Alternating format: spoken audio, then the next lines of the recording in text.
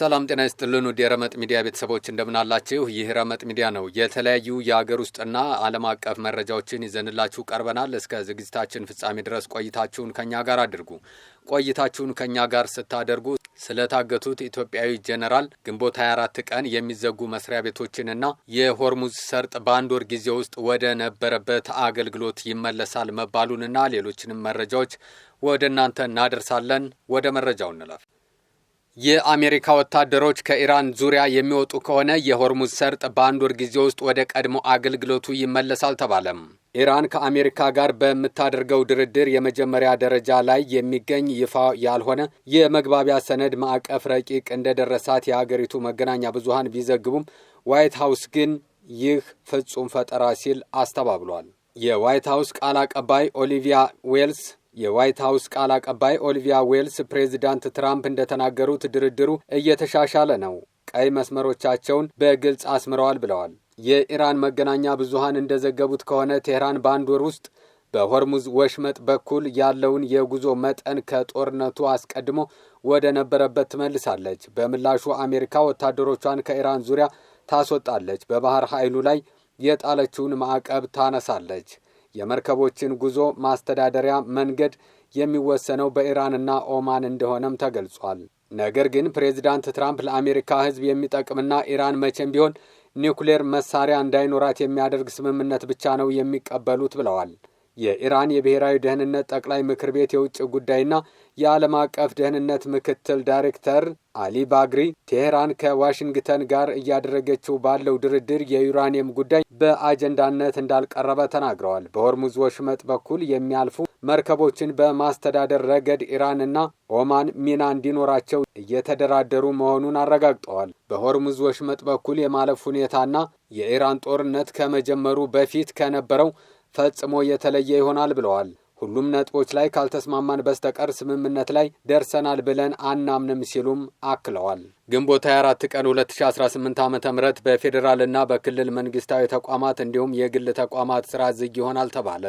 የኢትዮጵያ ብሔራዊ ምርጫ ቦርድ ሰኞ ግንቦት 24 ቀን 2018 ዓ.ም የሚካሄደውን የሰባተኛው ጠቅላላ ምርጫ የድምፅ አሰጣጥን በተመለከተ ማብራሪያ ሰጥቷል። ዜጎች ዕለቱን ለድምፅ መስጫ ብቻ መጠቀማቸው ስለሚያስፈልግ የፌዴራልና የክልል መንግስታዊ ተቋማት በፌዴራልና በክልሎች የሚገኙ ማናቸውም መንግስታዊ ያልሆኑና የግል ተቋማት በተመሳሳይ ግንቦት 24 ቀን 2018 ዓ.ም ስራ ዝግ እንዲያደርጉ ጥሪ አቅርቧል። የአስቸኳይ ጊዜ አገልግሎት የሚሰጡ ተቋማት፣ ሆስፒታሎች፣ የዕለት ተዕለት አገልግሎት ሰጪዎችም ሆቴሎች፣ ሬስቶራንቶች፣ የትራንስፖርት አገልግሎት በዝግ ቀናት የሚያደርጉትን አገልግሎት በተመሳሳይ እንዲያከናውኑ የመተባበር ግዴታው እነዚህን ተቋማት እንቅስቃሴ መዝጋት እንደማያስገድድ አሳውቋል።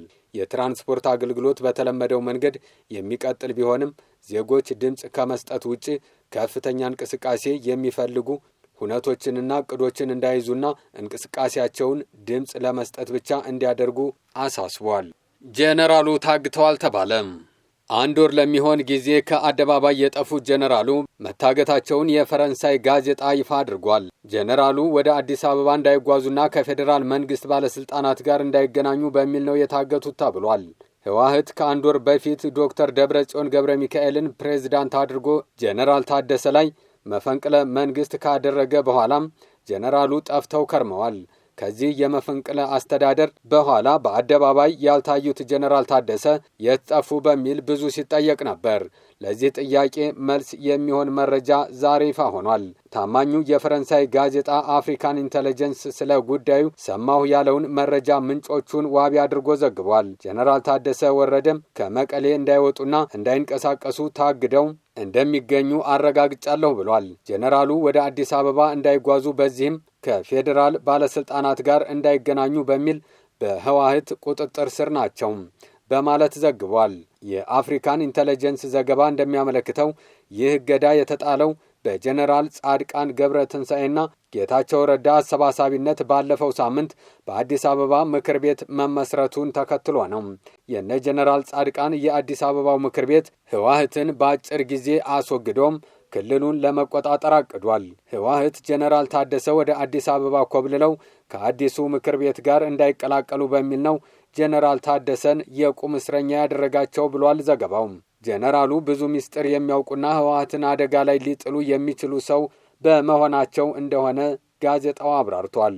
ከአፍሪካን ኢንተለጀንስ መረጃ መረዳት እንደሚቻለው ህወሓት ጀነራሉን ለማገት የወሰነው በሁለት ምክንያቶች ሲሆን አንደኛው ጀነራሉ የነጻድቃንን ምክር ቤት እንዳይቀላቀሉ በሚል ሲሆን ሁለተኛው ደግሞ ጀነራሉ እጅ ላይ በርካታ የህወሓት ሚስጥሮች በመኖራቸው ነው ተብሏል።